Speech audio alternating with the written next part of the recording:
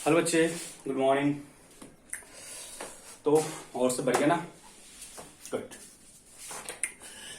बच्चे, ये last class हम लोग method of formation of haloalkane complete कर चुके हैं। Method of formation of haloalkane already complete कर चुके हैं। In today's class I will start physical property and after physical हम लोग स्टार्ट करेंगे केमिकल प्रॉपर्टीज। ठीक है, हेलोलिकेन की chemical properties and physical property से भी क्वेश्चंस डायरेक्टली फ्रेम किए जाते हैं बोर्ड में। ठीक है, फिजिकल मतलब मेल्टिंग पॉइंट, बॉइलिंग पॉइंट, फिर आपका है ना सॉल्युबिलिटी पूछेगा, है ना इसका है ना बोलते हो ना कि अकरेंस कैसा होगा, है ना स्मेल कैसा है, कि टेस्ट कैसा है। ठीक है, और dipole moment, polarity, this all are the physical properties of haloalkane. ठीक है, तो स्टार्टिंग करते हैं और चीजों को यहां से भी क्वेश्चंस आते हैं और यहां भी चीजों को विजुलाइज किया जाता है। ऐसा नहीं कि है ना कि फिजिकल प्रॉपर्टी है इन चीजों को रट्टा लगा लेते हैं, is or not acceptable. Okay, तो स्टार्ट करेंगे first physical property, that is इसका अपीयरेंस क्या होता है। ठीक है, फिजिकल स्टेट एंड स्मेल। मतलब किस स्टेट में है ना बेसिकली आपको किस स्टेट मिलेगा, उसका स्मेल क्या है। ठीक है, तो लिखेंगे in general haloalkanes are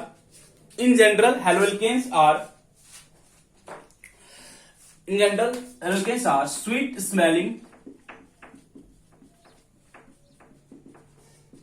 smelling liquid.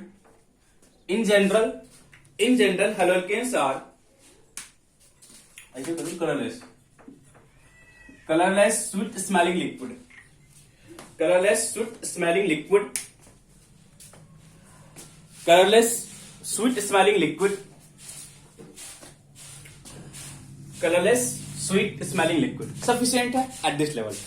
तो इस वाले पार्ट से ना हम लोग ज्यादा क्वेश्चन पूछता नहीं, कोई नहीं पूछेगा यहां से। ठीक है, कभी आज तक हमने देखें कि बोर्ड में यहां से किया पूछेगा what is the physical state of haloalkane, नहीं के बराबर कभी नहीं। ठीक है, तो यहां से क्वेश्चन ज्यादा पूछने की चांस नहीं है। ठीक है, तो हम इस चीज को यहां तक लिख के काम खत्म करते हैं बस। Next and most important solubility. Next and most important जो फिजिकल प्रॉपर्टी है दैट इज सॉल्युबिलिटी।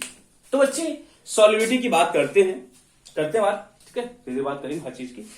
तो जी देखो, सॉल्युबिलिटी हम लोग ऑलरेडी है ना पढ़ चुके सॉल्यूशन क्वालिटी प्रॉपर्टी। और मैंने आपको बताया था कि पोलर डिजॉल्व पोलर मतलब जिसकी प्रॉपर्टी सेम है वो सेम प्रॉपर्टी में क्या होता है, डिजॉल्व हो जाता है। जिसकी प्रॉपर्टी सेम है वो सेम प्रॉपर्टी में क्या होता है, डिजॉल्व होता है। अब मेरे को देखना solubility, that thing mentioned, then go for water. मतलब मेरे को देखना है सॉल्युबिलिटी इन वाटर, मेरे को बोलना है सॉल्युबिलिटी इन वाटर। मतलब यहां पे वाटर है, वाटर में मैंने RX को डिजॉल्व किया, RX हेलोलिकेन को डिजॉल्व किया। मेरे को चेक करना है इसका सॉल्युबिलिटी। तो जब इसकी सॉल्युबिलिटी हम चेक करेंगे तो जी कॉन्सेप्ट बहुत क्लियर सा है। Polar dissolve polar, non polar dissolve non polar, ये चीज मेरे को पता है ना, ये चीज मेरे को पता है। एंड आप लोगों को पता है कि जो वाटर है, वाटर एक पोलर सॉल्वेंट है, ये चीज हम लोगों को ऑलरेडी पता है। And we already know that कि यहां पे जो मेरा हेलोलिकेन है वो भी पोलर है, ये मेरे को पता है। देखो तो जो हेलोलिकेन है वो भी polar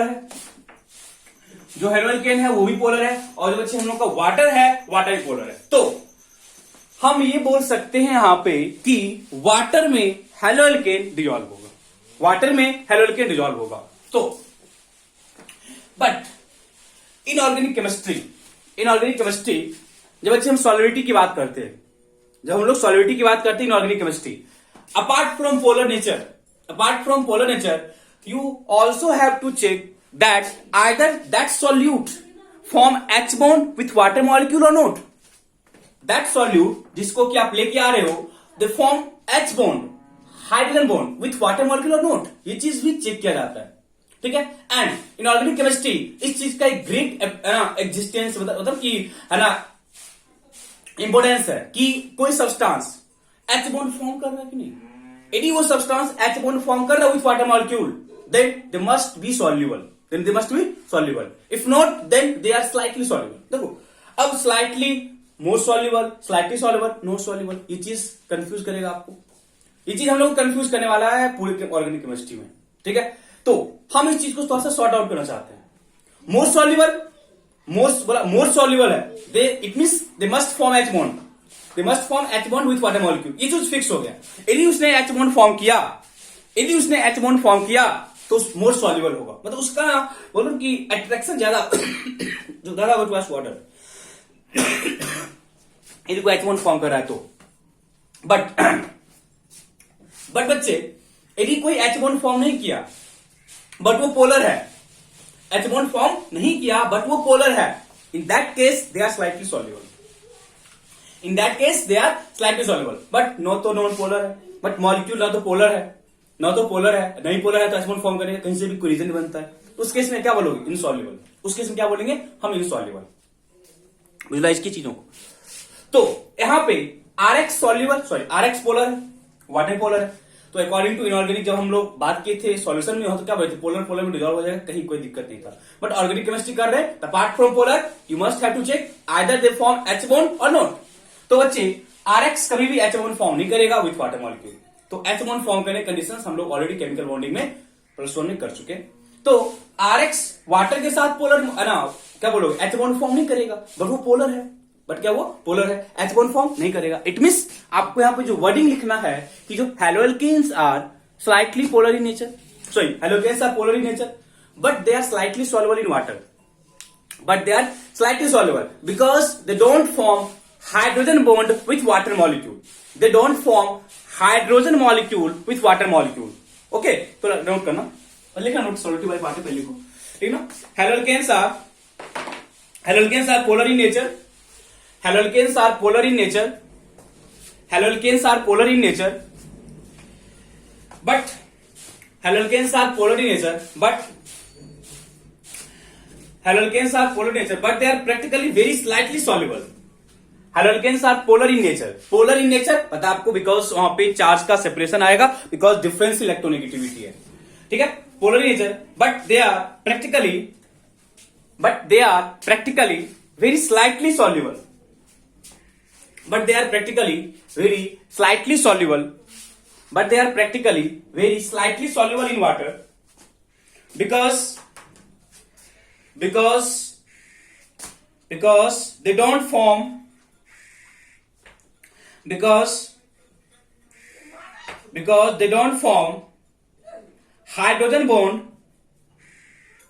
don't form hydrogen bond with water molecule because they don't form hydrogen bond with water molecule because they don't form hydrogen molecule with hydrogen bond, no? Sorry. They don't form hydrogen bond with water molecule. They don't form hydrogen bond with water molecule. Understood है ना?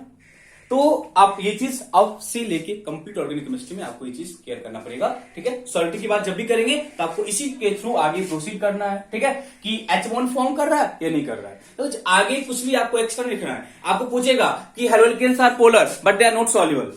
Haloalkanes are polar in nature but they are slightly soluble because they don't form H bond. Sufficient है, 1 marks में इतना ही लिखने होते हैं, ज्यादा कुछ नहीं लिखना है, इतना ही सफिशियंट है। चलो गुड।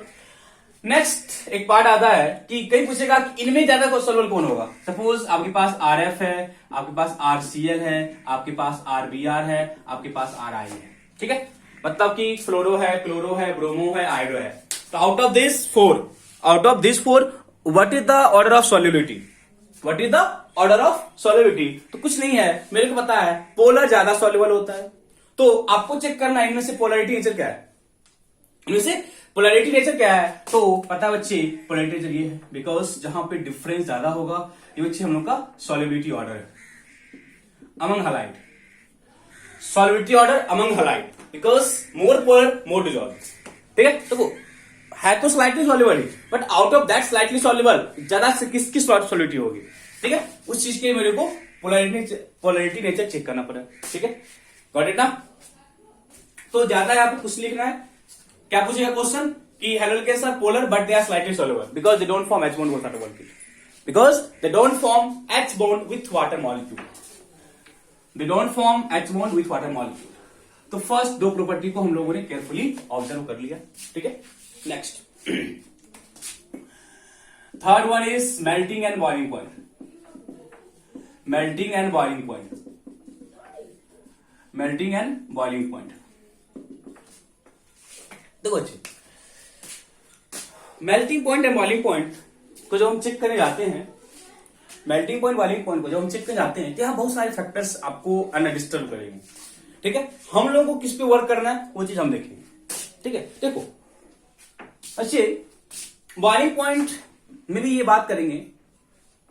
बेसिकली आपको बॉइलिंग पॉइंट को, मेल्टिंग पॉइंट मोस्टली सॉलिड के केस में होता है। ठीक है, मेल्टिंग पॉइंट बेसिकली आपको सॉलिड के केस में होगा। ठीक है, बट यहाँ पे आई थिंक मेल्टिंग पॉइंट की रिक्वायरमेंट आपको नहीं पड़ेगी, क्योंकि I think they are in liquid form और इन देयर गैसेस फॉर्म। ठीक है, मोस्टली लिक्विड फॉर्म ही होता है। ठीक है, बताए थे ना, दे आर है ना basically colourless and sweet smelling liquids, because हम बताते हैं उनका जो फिजिकल स्टेट था उसमें आपको डिस्कस किया जाता है ना, कलरलेस स्वीट स्मेलिंग लिक्विड।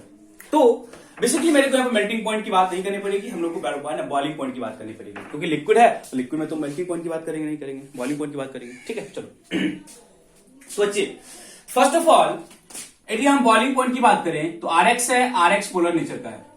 ठीक है, यदि RX पोलर नेचर का है तो जो इसका लिक्विड स्टेट है उसमें जो RX का एक मॉलिक्यूल है वो RX के दूसरे मॉलिक्यूल के साथ एक फोर्स ऑफ अट्रैक्शन से जुड़ा होगा, एक फोर्स ऑफ अट्रैक्शन से जुड़ा होगा। This type of attraction is called van der Waals force of attraction. Van der Waals force of attraction के थ्रू अटैच होगा, के थ्रू अटैच होगा। इट मींस जो RX है, अभी हम लोगों ने बात किया कि RX है पोलर नेचर का है, तो जो RX जो है पोलर नेचर का है, जब वो पोलर नेचर का है उसमें एक weak van der Waals force of attraction developed होगा between its molecule. Between its molecule there is van der Waals force of attraction, there is van der Waals force of attraction. तो बच्चे आपको जो फर्स्ट क्वेश्चन पूछेगा कि RX है और आपका कोई अल्केन है, RX और नॉर्मल अल्केन में ज्यादा बॉइलिंग पॉइंट किसका होगा, ज्यादा बॉइलिंग पॉइंट किसका होगा। तो हम बात करें तो ये अल्केन है, R और R क्या है, CH3 है, CH2 है, CH3 है, ये आपका अल्केन है, ये आपका नॉर्मल अल्केन है, ये आपका नॉर्मल अल्केन है।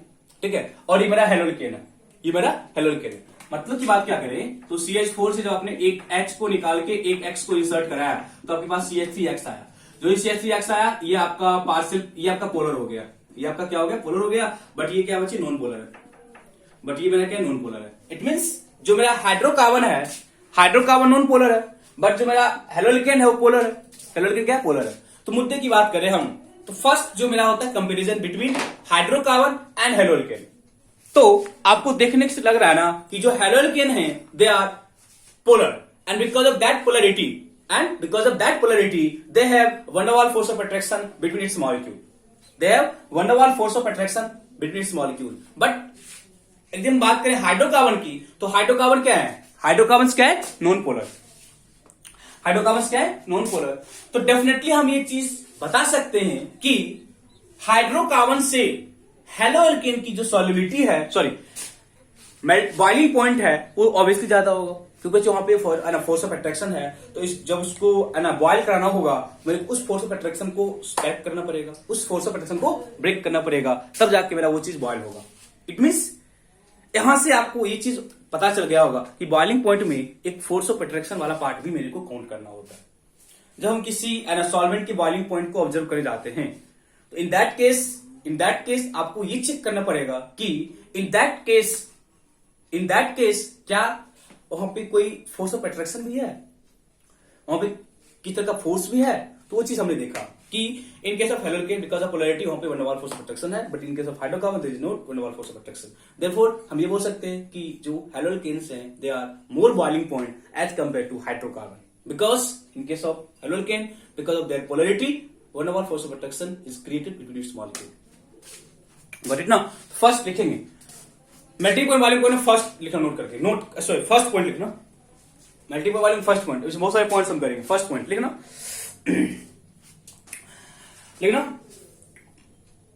boiling point of haloalkanes are more than hydrocarbon. Boiling point of haloalkanes are more than hydrocarbon because of its polarity as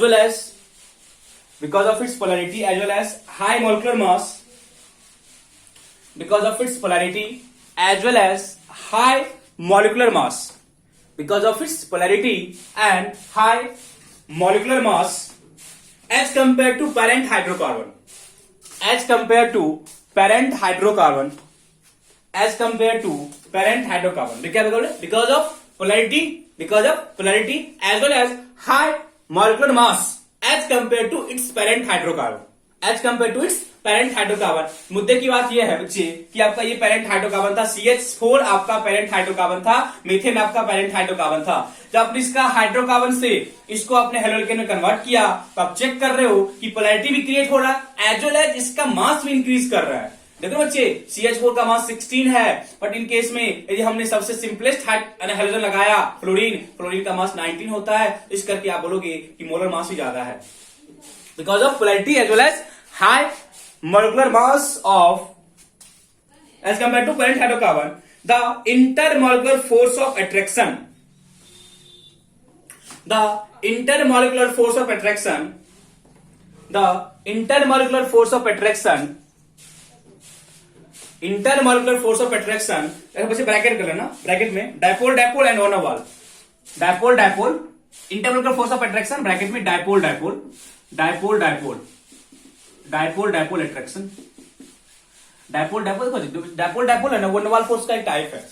ये आपको पता होगा कि आप लोगों ने क्या हुआ प्लस 2 में, तो जो डायपोल है वो वन वाल फोर्स का एक टाइप है। ठीक है, क्या लिखे, intermolecular force of attraction bracket में डायपोल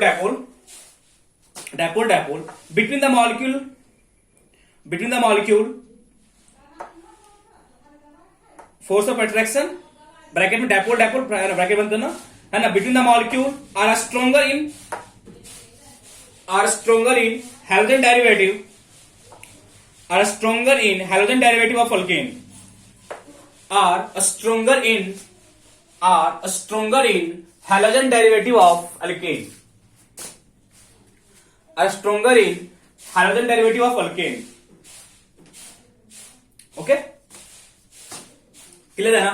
चेक करो, मतलब मेल्टिंग पॉइंट बॉइलिंग, हमने क्या बोला कि boiling point of haloalkanes are more than hydrocarbon. इस चीज को एक्सप्लेन किया, रीजन क्या था, polarity as well as high molar mass as compare to the parent hydrocarbon, and because of that एक फोर्स ऑफ अट्रैक्शन क्रिएट होगा, and that force of attraction is dipole attraction, and that dipole attraction is a type of van Waals force of, या तो simply one Waals force लिख दो या dipole लिखो, कोई दिक्कत नहीं है।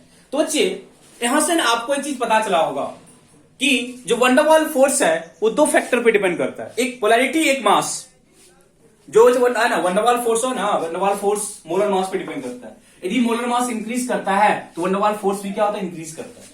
मोलर मास इंक्रीज करता है तो वन वाल फोर्स भी इंक्रीज करता है। यहाँ पे फर्स्ट ऑफ ऑल हमने डिस्कस किया कि एक मेरे पास हाइड्रोकार्बन है एंड उसी हाइड्रोकार्बन का मैंने हेलोल्केन फॉर्म किया, तो जो हेलोल्केन आपने फॉर्म किया उस हेलोल्केन का जो बॉइलिंग पॉइंट है वो डेफिनेटली ज्यादा होगा किससे, अपने हाइड्रोकार्बन से। रीजन 2 पॉइंट का था, polarity and high molar mass, polarity and high molar mass, and because of that polarity and high molar mass there must be a force of attraction which is dipole attraction।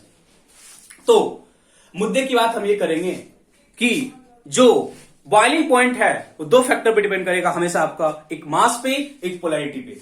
Polarity भी check करना होगा and with polarity आपको मास का factors भी count करना होगा। तो ये दो चीज आप माइंड हमेशा रखना, ये दो चीज हमेशा आप माइंड रखना। तो फर्स्ट हम लोगों ने कंपेयर किया था किसके, हाइड्रोकार्बन और हेलोल्केन के, बट अब विदिन हेलोल्केन कैसा ऑर्डर होगा, विदिन हेलोल्केन की बात करें, RF की बात करें, RCl की बात करें, RBr की बात करें और RI की बात करें, विदिन हेलोल्केन बॉइलिंग पॉइंट का ऑर्डर क्या होगा, विदिन हेलोल्केन बॉइलिंग पॉइंट का ऑर्डर क्या होगा, इस चीज के बारे में यदि हम डिस्कशन करें तो क्या होगा। देखो बच्चे हमने बात किया पोलैरिटी एंड मास, तो बच्चे यहां पे आप बोलोगे डेफिनेटली इसका ये मोर पोलर होगा, बट फॉर सेम हैलाइड बात को हम CH3F की बात करें, है ना, CH3Cl की बात करें, CH3Br की बात करें एंड CH3I की बात करें, CH3I की बात करें। ठीक है, मतलब कि हमने अल्काइल ग्रुप को सेम रखा है, मैंने हेलोजन को चेंज किया है। मैंने हेलोजन को चेंज किया, मेरे को बॉइलिंग पॉइंट का ऑर्डर पूछा है, मेरे को बॉइलिंग पॉइंट का ऑर्डर बोला है। तो बच्चे आप चेक करो, इसका जो इलेक्ट्रोनेगेटिविटी 4 होता है, इसका 3 होता है, इसका 2.8 होता है और 2.5 होता है। तो बच्चे यदि हम यहां पे पोलैरिटी की बात करें तो डेफिनेटली पोलैरिटी इसका ज्यादा है और इसकी जो पोलैरिटी सबसे कम है, बोलोगे ना, बिकॉज यहां पे डिफरेंस इन इलेक्ट्रोनेगेटिविटी ज्यादा है as compare to CH3Cl, Br and I। But बच्चे हमने क्या बोला, apart from polarity you also have to check molar mass. बच्चे जब हम फ्लोरीन से आयोडीन की तरफ गए तो मोलर मास से बहुत ज्यादा का चेंज आप ऑब्जर्व कर रहे हो। फ्लोरीन का मास 19 होता है, क्लोरीन का 35.5 होता है, ब्रोमीन का 80 होता है एंड आयोडीन का 127 होता है। तो मास में चेंज बहुत ज्यादा का है बट पोलैरिटी में चेंज बहुत ज्यादा का नहीं है। इट मींस यदि हम मेल्टिंग बॉइलिंग पॉइंट की बात करें ना बच्चे, यदि हम बॉइलिंग पॉइंट की बात करें ना, तो बॉइलिंग पॉइंट का जो नेट ऑर्डर होगा, बॉइलिंग पॉइंट का जो नेट ऑर्डर होगा वो आपको इस तरह का होगा, because van der Waals force of attraction molar mass पे डिपेंड करता है। Because van der Waals force of attraction molar mass पे डिपेंड करता है। Van der Waals force of attraction, van der Waals force of attraction is directly proportional to molar mass, is directly proportional to molar mass. तो molar mass पे depend किया तो आप check करो कि जिसका मोलर मास ज्यादा है उस केस में वंडरवाल फोर्स ऑफ अट्रैक्शन का एक्सचेंज ज्यादा होगा। यदि वंडरवाल फोर्स ऑफ अट्रैक्शन का एक्सचेंज ज्यादा होगा तो अनडाउटली उसका जो मेल्टिंग पॉइंट है, सॉरी उसका जो बॉइलिंग पॉइंट है वो ज्यादा हो जाएगा। ठीक है, आप लिखो, लिखना for the same alkyl group, for the same alkyl group, for the same alkyl group the boiling point, the boiling point is according to, for the same alkyl group the boiling point is according to this, ऐसे लिखो ना, RF, RCl, RBr, RI, ऐसे करो। for the same alkyl group the boiling point order is, the boiling point order is, पहले आप इसको लिखो, the boiling point order is this, इसको लिख लिया, आगे लिखो इसमें, this is because with the increase in size of halogen, because with the increase in size of halogen, because this is because with the increase in size of halogen the magnitude of van der Waals force increases, the magnitude of van der Waals force of attraction increases, the magnitude of van der Waals force of attraction also increases, the magnitude of van der Waals force of attraction also increases। तो मुद्दे की बात समझ आएगी। Polarity है but apart from polarity size that is mass, mostly mass होता है, mass में इंक्रीज किया एंड अकॉर्डिंग टू दैट मतलब van der Waals force of attraction वो इंक्रीज कर गया। मैंने क्या बोला, van der Waals force of attraction size पे डिपेंड करता है, सॉरी साइज पे मास, एक्चुअल मास होता है वहां पे। ठीक है, तो जहां पे आप साइज और मास ही कर लो, इंक्रीज इन मास करना ऐसे, this is because with the increase in mass of halogen कर देना, साइज की बात नहीं, मास की बात करो। This is because with the increase in mass of halogen, this is because with the increase in mass of halogen, आप उसके आगे अपना ऐड कर लो जो भी ऐड करना है। ओके, इसको डर बच्चे क्लियर है ना। तो ऑर्डर ये हो गया, ऑर्डर ये हो गया। फर्स्ट हम लोगों ने हाइड्रोकार्बन और हेलोजन के बारे में कंपेयर किया। अब हमने सेम अल्काइल ग्रुप रखा और डिफरेंट हेलोजन की बात किया, सेम अल्काइल ग्रुप रखा और डिफरेंट हेलोजन के लिए बात किया था। बट अब हम बच्चे बात करता है कि यदि आपने हेलोजन के नंबर को इंक्रीज कर गया, ये बच्चे आपने हेलोजन के नंबर को इंक्रीज किया, देखो थर्ड में CH3Cl, CH2Cl2, CHCl3 and CCl4। बच्चे हमें इसका यदि बॉइलिंग पॉइंट कंपेयर करने बोला अब तो आप लोग आराम से कर लोगे, अब तो आप लोग आराम से कर लोगे। सब चीज इंक्रीज कर रहा है, जब इधर से इधर आ रहे हैं पोलैरिटी भी इंक्रीज कर जाएगा, van der Waals force of attraction भी इंक्रीज कर गया। तो अनडाउट इसमें तो कोई डाउट नहीं होना चाहिए, इसमें तो किसी तरह का कोई डाउट आपको नहीं होना चाहिए और ये हो जाएगा। लिख लो थर्ड पॉइंट, थर्ड करके the boiling point of chlorobromo, sorry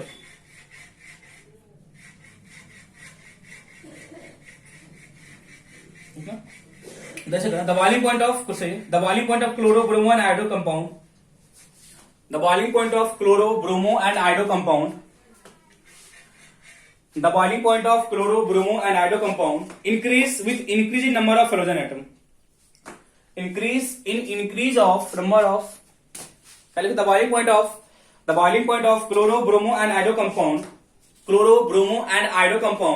increase with increase in the number of halogen atom, increase in number of halogen atom, hydrogen atom. बच्चे बात करने का मतलब ये हो ना, ऐसे करूँ ना, सिंपल सा बोलो CH3X, CH2X2, CHX3 and CX4। हम इसको जनरलाइज कर दिया, ऐसा कि सिर्फ क्लोरीन के लिए, किसी के लिए बात करा, मतलब कि है ना, नंबर ऑफ हाइड्रोजन यदि इंक्रीज करेगा, यदि नंबर ऑफ हाइड्रोजन एटम क्या करेगा, इंक्रीज करेगा, बॉइलिंग पॉइंट भी इंक्रीज करेगा, बॉइलिंग पॉइंट भी क्या करेगा, इंक्रीज करेगा। नेक्स्ट वन, फोर्थ वन लिखो, देखो देखना, for same hydrogen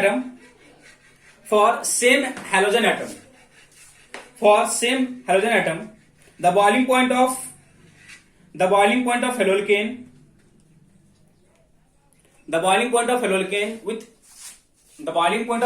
increases, for same halogen the boiling point of halocane increases, for same halogen the boiling point of halocane increases with increase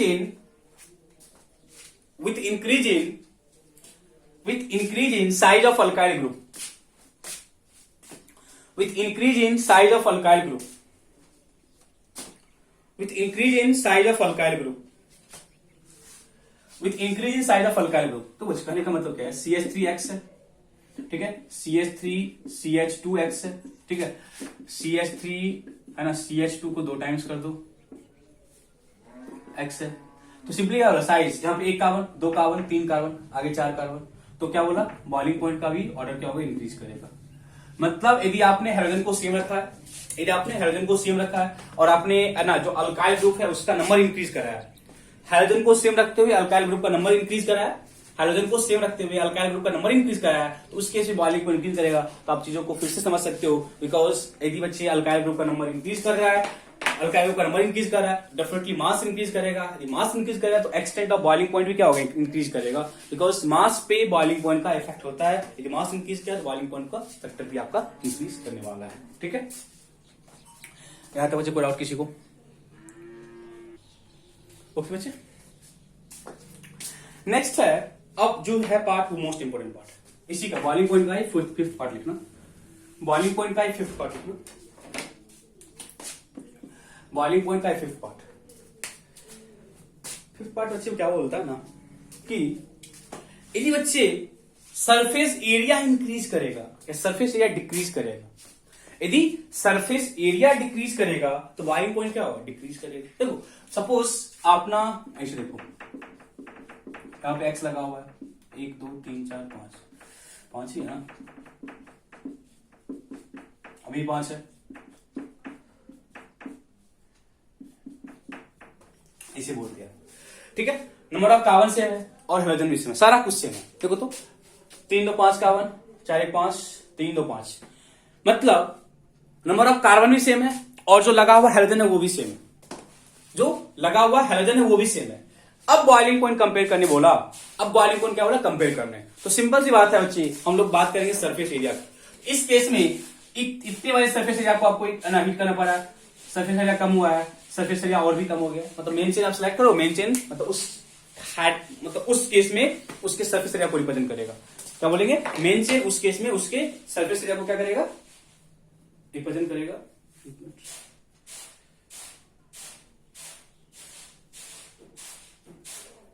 ठीक है, अब तो सिंपल सी बात है, आप है ना इसको डे लाइफ में भी कंपेयर कर सकते हो कि आपने क्या, सपोज आपको ना 1 लीटर मिल्क बॉईल करना है, ठीक है, आप ना किसी बड़े कंटेनर में उसको लेके बॉईल कर रहे हो और छोटे कंटेनर में बॉईल कर रहे हो, ठीक है, तो आप देखोगे कि जहां बड़ा कंटेनर है ना, जो बड़ा कंटेनर है उसमें बॉइलिंग पॉइंट ज्यादा होगा, और जो छोटा कंटेनर है उसमें बॉइलिंग पॉइंट क्या होगा, कम होगा, मतलब जल्दी बॉईल कर जाएगा, ठीक है।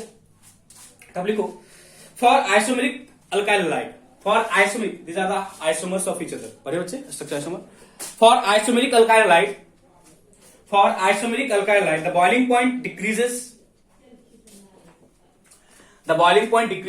with increase in branching. For isomeric halide, the boiling point decreases with increase in branching. The boiling point decreases with increase in polarity. With increase in branching. आप देखो branching increase कर रहा है. This is because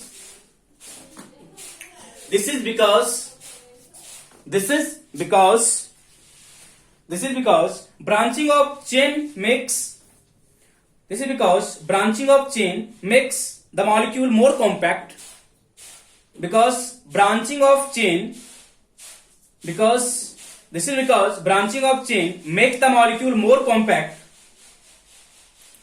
makes the molecule more compact, and therefore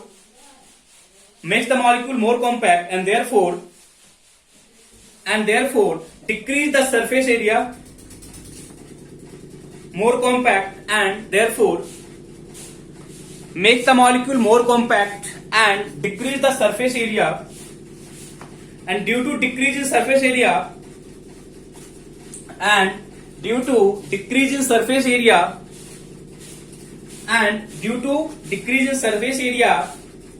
the magnitude of van der Waals force of attraction decreases. And due to decrease in surface area, the magnitude of van der Waals force of attraction decreases. Therefore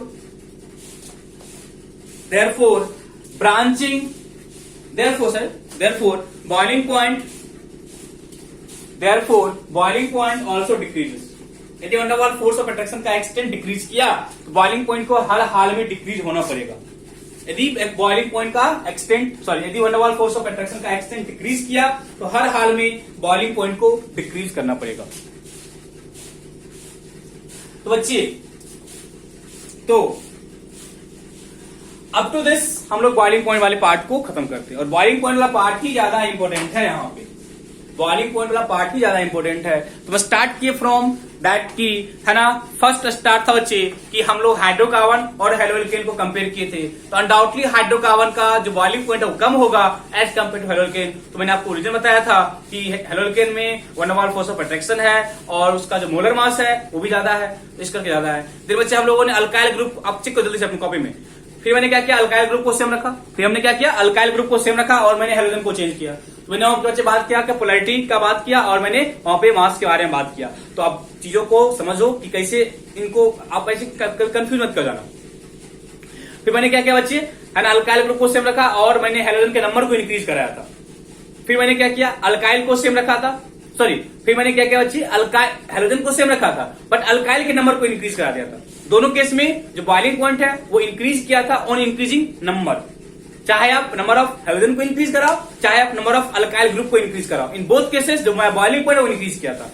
in both cases में जो boiling point है वो increase किया था. And last and most important, branching increase करने पे जो surface area है वो डिक्रीज करता है. ब्रांचिंग इंक्रीज करने पे जो सरफेस एरिया है वो डिक्रीज करता है. यदि सरफेस एरिया डिक्रीज करा तो उस केस में जो magnitude of force of attraction है किसका, van der Waals का, the magnitude of van der Waals force of attraction also decreases.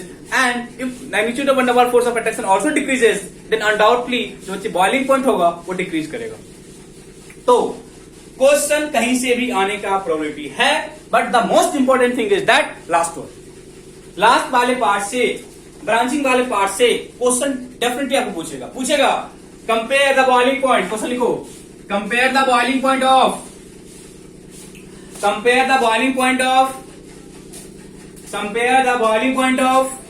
Butane, compare the boiling point of chlorobutane, compare the boiling point of chlorobutane and compare the boiling point of chlorobutane, compare the boiling point of chlorobutane and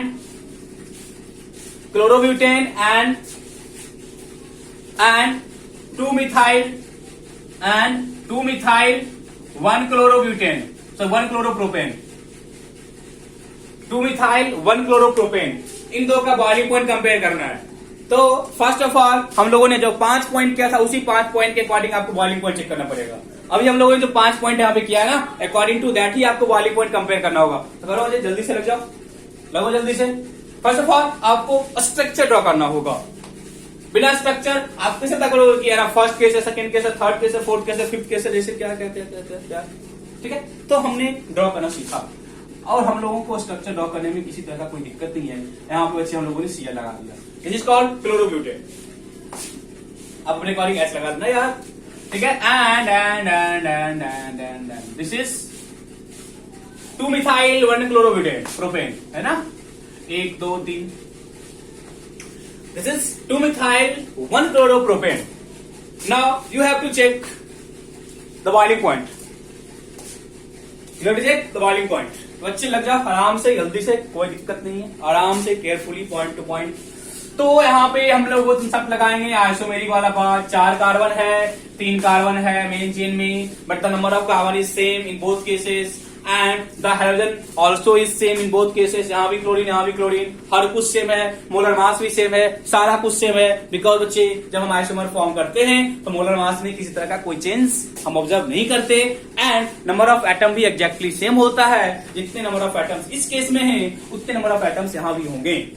तो अब क्या करें, अब क्या करें, तो concept क्या लगाएंगे, सरफेस एरिया। यहाँ पे सरफेस एरिया ज्यादा है, यहाँ पे सरफेस एरिया कम है, तो सरफेस एरिया का डिक्रीमेंट, तो सरफेस एरिया का डिक्रीमेंट बॉइलिंग पॉइंट को डिक्रीज करेगा। मोर बॉइलिंग पॉइंट किसका होगा, जहां पे मेरे पास मोर सरफेस एरिया है।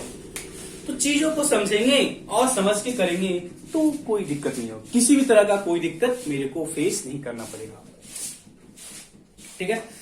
Inflammable nature, next one, next property हम लोगों ने मेल्टिंग पॉइंट बॉइलिंग पॉइंट अच्छे तरीके से किया। And apart from solidity, melting point boiling point का भी most most most most importance है क्वेश्चन पूछ जाने में, ठीक है। नेक्स्ट वन, इनफ्लेमेबल नेचर, जो प्रॉपर्टी देख लो,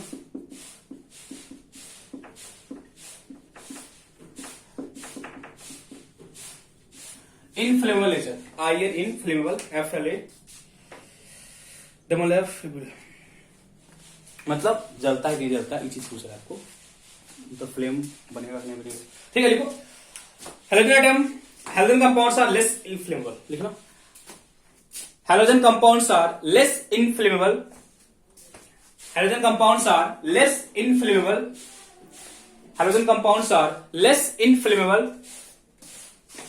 less inflammable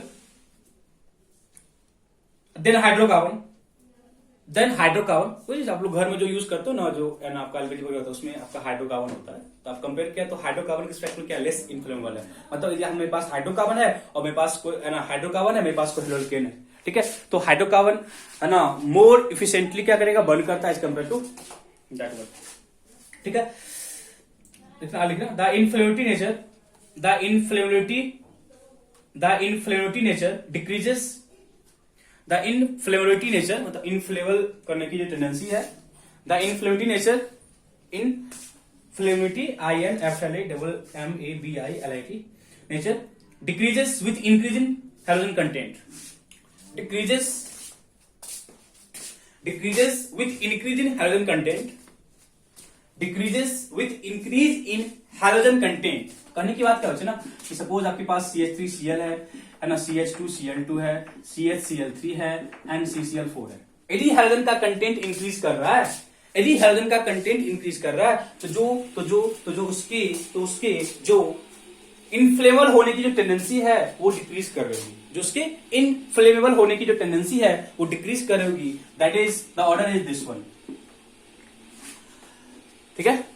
मतलब क्या बोला कि जो इनफ्लेमेबिलिटी नेचर है वो डिक्रीज करता है with increase in halogen content. क्योंकि क्या बोल दिया आपको कि जो हेलोजन से वो है ना बर्निंग को सपोर्ट नहीं करता, बर्निंग को सपोर्ट नहीं करता है, वो इनफ्लेमेबल होता है as compare to hydrocarbon. And है ना and due to that nature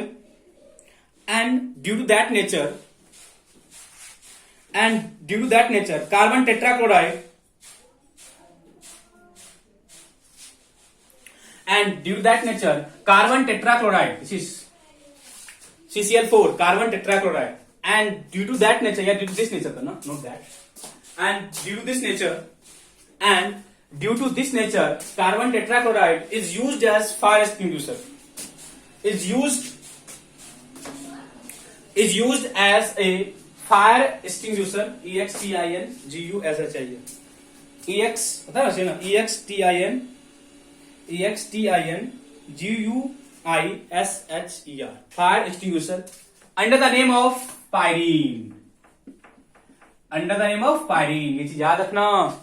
under the name of pyrene. क्या पूछेगा? Which one is a fire extinguisher. ठीक है, तो वहां पे कार्बन टेट्राक्लोराइड न देके आपको पायरीन लिखा रह सकता है, तो आप लोगों को कंफ्यूज नहीं करना है. ठीक है, carbon tetrachloride is a fire extinguisher under the name of pyrene. ठीक है, this one is the common name of carbon tetrachloride. This is the common name of carbon tetrachloride. You must have idea of what is pyrene, what is carbon tetrachloride, what is pyrene and what is carbon tetrachloride. I hope दिक्कत नहीं. बच्चे की जगह दिक्कत हुआ? कोई दिक्कत ना बच्चे? ठीक है, कहीं पूछेगा कि out of this which is, कुछ आप बोर्ड में भी मेरे को एमसीक्यू बेस्ड क्वेश्चन आते हैं, तो आई थिंक दिक्कत होना चाहिए. Last one, polar nature. Last property आपका है polar nature and dipole moment. Polar and dipole. Polar moment, polar nature and dipole moment. Polar nature and dipole moment. Polar nature and dipole moment. तो चलिए compare करने के लिए अच्छा क्या बोलोगे? कैसे कंपेयर करें? कैसे कंपेयर करेंगे? First of all polar nature का तो है. फर्स्ट ऑफ ऑल हम इसको क्या बोलेंगे? पोलर नेचर का तो है बच्चे ना. किसी को उदाहरण किसी को कि जो हेलोकेन है they are polar nature. RH positive है, यहाँ पे नेगेटिव है, तो हेलोकेन्स आर पोलर नेचर. अच्छा, यदि हम डायपोल मोमेंट की बात करें, यदि हम लोग इसके डायपोल मोमेंट की बात करें,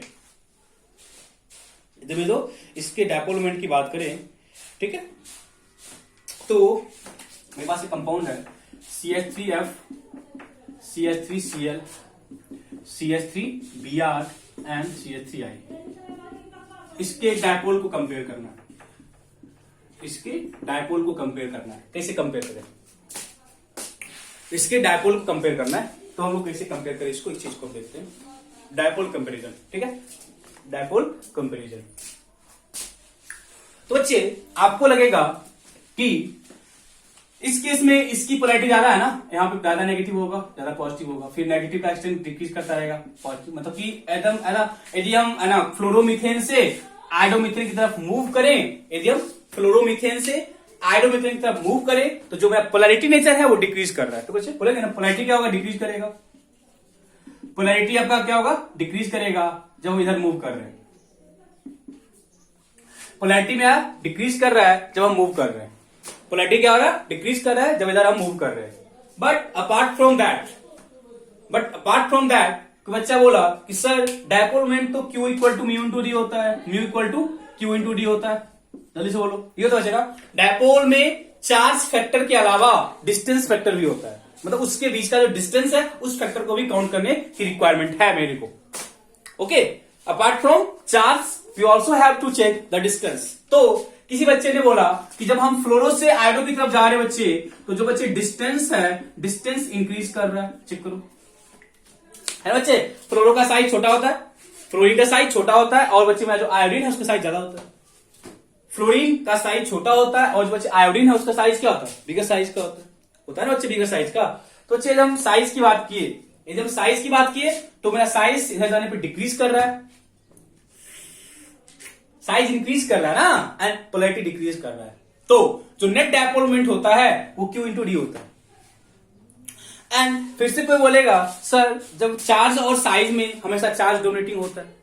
between charge and size, charge is a dominating factor. Between charge and size, charge is a dominating factor. तो अब दिक्कत क्रिएट हो जाएगा. तो इस करके यहां पे बच्चे एक्सेप्शनल बिहेवियर होता है. And net dipole moment is CH3Cl is more than CH3F, then CH3Br and last one CH3I. बच्चे अब इसका रीजन बस यही हो सकता है कि हम यदि बच्चे सिर्फ चार्ज को कंपेयर करते, यदि हमने सिर्फ पोलैरिटी को कंपेयर करना होता तो CH3F ज्यादा होता, CH3Cl, then CH3Br, then CH3I। तब when we only consider polarity, but कोई बच्चा बोला नहीं सर चार्ज आप क्यों कंपेयर किए, आप डी को क्यों नहीं कंपेयर किए, चलो हम उसके बात को मान लेते हैं। तो ऑर्डर क्या हो जाता है, CH3I का ज्यादा होता है, then Br, then Cl, then I। But फिर से तीसरा बच्चा खड़ा हुआ, सर ऐसे कैसे कर लोगे आप? अब दोनों के प्रोडक्ट को देखो, Q इंटू डी को देखो, आप दोनों फैक्टर को काउंट करो, मतलब P इक्वल टू क्या, Q इंटू डी है ना, तो Q इंटू डी दोनों देखोगे। तो अब ये सही बोला कि जो डायपोल है वो प्रोडक्ट है डिस्टेंस और चार्ज का। जो डायपोल है they are the product of charge into displacement. तो हम उस चीज को डिस्टेंस हम उस चीज को कंपेयर किए। जब उस चीज को कंपेयर किए तो जब कंपेयर किया गया और प्रैक्टिकल ये ऑब्जर्व किया गया कि जो CH3Cl है they have more dipole as compare to as compare to fluorine, chlorine, bromine and iodine. Chlorine का ज्यादा है ना, किसके रिस्पेक्ट में, फ्लोरीन, ब्रोमीन एंड आयोडीन। पर आप इस चीज को लिखो इतना, देन हम इसके नेट डायपोल के रीजन को लिखाते हैं। ठीक है, जिसे लिखा हुआ उसको लिखो प्रॉपर्ली पहले, देन हम इसके डायपोल के जो इसके रीजन है उस रीजन को एक्सप्लेन करते हैं।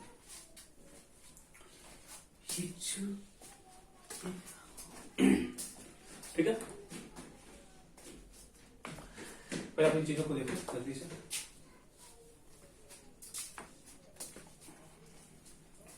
इन चीजों को चेक करो जल्दी से, इन चीजों को चेक करो जल्दी से। हो गया, क्लियर है ना?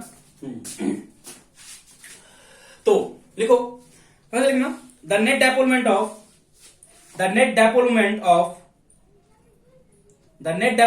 CH3Cl is more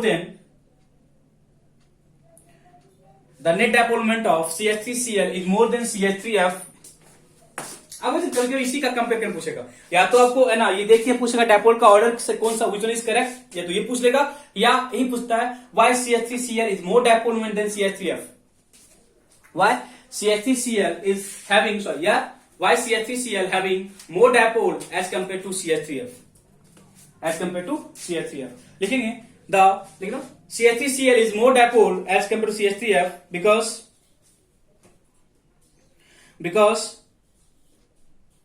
because size of fluorine is much small, because a smaller size of fluorine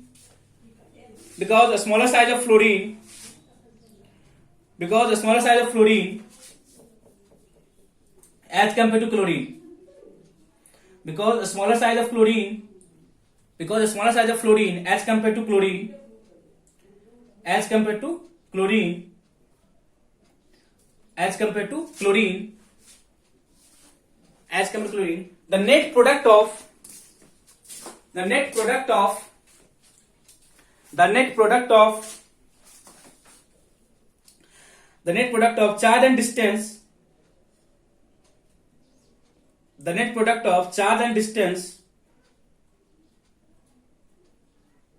the net product of charge and distance comes out slightly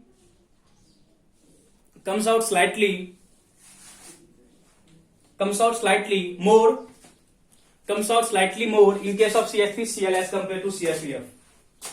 Comes out slightly more in case of CH3Cl as compared to CH3F.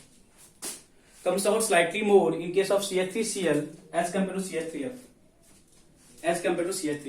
तो मुद्दे की बात ये है बच्चे। देखो हम क्या लिखेंगे, समझो बच्चे, जो मेन पॉइंट है कि यदि हम क्या लिखोगे कि smaller size of fluorine as compare to chlorine, but charge यदि हम डेवलप की बात करें तो फ्लोरीन में ज्यादा होगा एज कम्पेयर टू क्लोरीन।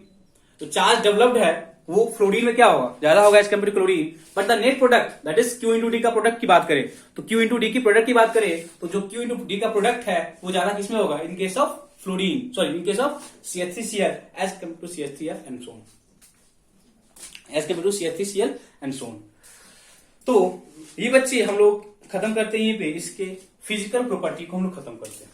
ठीक है, मोस्ट इंपोर्टेंट है solubility, melting point, boiling point and आपका ये जो क्वेश्चन लास्ट क्वेश्चन है पोलैरिटी वाला, डायपोल वाला, ये सारे मोस्ट इंपोर्टेंट क्वेश्चन है। बाकी ऐसा ज्यादा कुछ आपको नहीं करना है, यहाँ पे इतना कर लोगे आई थिंक इसके बियॉन्ड आपको कभी भी फिजिकल प्रॉपर्टी में तो क्वेश्चन नहीं आएगा, फिजिकल प्रॉपर्टी में क्वेश्चन नहीं आएगा। नेक्स्ट हम लोग स्टार्ट करते हैं अब केमिकल प्रॉपर्टीज, केमिकल प्रॉपर्टी का फेलोर केम, केमिकल प्रॉपर्टी का फेलोर केम, ठीक है। तो फर्स्ट ऑफ ऑल ये माइंड में आता है कि किस टाइप का रिएक्शन ये एग्जिबिट करेगा। जो हेलोल्केन है, जो हेलोल्केन है वो किस टाइप का केमिकल रिएक्शन एग्जिबिट करता है। लिखो, haloalkanes are polar in nature, haloalkanes are polar in nature, haloalkanes are polar in nature, therefore haloalkanes are polar in nature, therefore they undergo haloalkanes are polar in nature, therefore they undergo following types of reaction, they undergo following types of reaction.